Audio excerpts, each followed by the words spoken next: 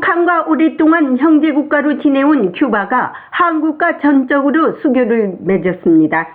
지난 14일 미국 뉴욕에서 양국 유엔 대표부는 공식 대사급 외교관계를 수립했습니다. 이에 맞서 북한 김여정은 돌연 일본과 정상회담을 할 것이라고 발표했습니다.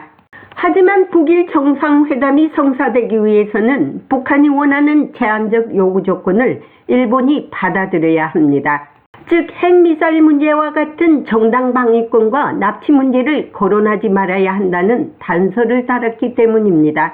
매튜 밀러 국무성 대변인은 오늘 브리핑에서 한국과 큐바가 최근 외교관계를 수립한 데 대한 본 기자의 질문에 우리는 모든 나라가 자신의 외교적 참여와 외교적 연대를 자유롭게 선택할 수 있다고 항상 말해왔다고 전했습니다.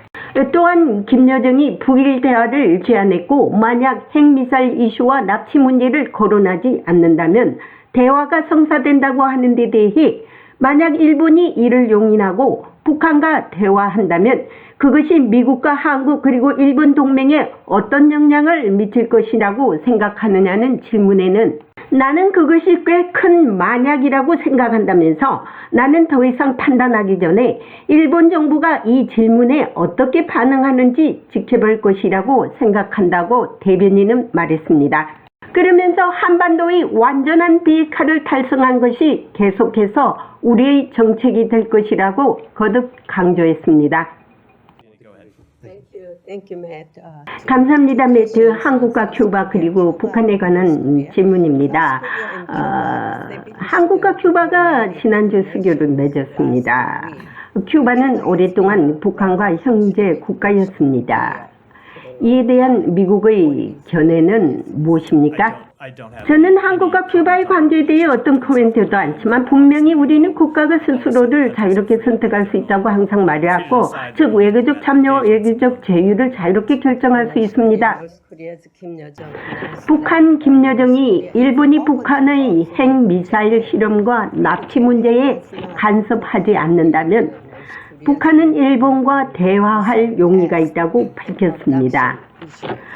만약에 일본이 이를 용인하고 북한과 대화를 한다면 그것이 미국과 그리고 한국, 일본 동맹에 어떤 영향을 미칠 것이라고 생각하십니까?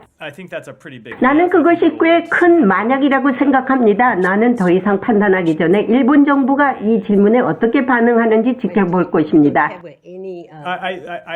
저는 북한의 제안을 알고 있습니다. 나는 일본 정부가 반응하는 것을 보지 못했지만 북한이나 한반도의 완전한 비핵화를 달성하는 것이 계속해서 우리의 정책이 될 것입니다. 물론 그것은 변하지 않았고 변하지 않을 것입니다. 북한의 의도가 무엇이라고 보십니까? 그건 좋은 질문이며 북한이 답변해야 합니다. 일본 정부 대변인인 하야시 요시마사 관방장관은 16일 정례 브리핑에서 김여정 부부장이 담화를 발표한 것에 유의하고 있다며 납치 문제가 이미 해결됐다는 김여정의 발언에 대해서는 전혀 받아들일 수 없다고 강조했습니다. 이로써 일본의 북핵미사일과 납치 문제의 양보 없이 북일 정상회담 성립을 무리하게 이루어질 가능성은 희박하다는 것이 이곳 전문가들의 지배적인 입장입니다. 국무성에서 보이스 오브 워싱턴 제니박입니다.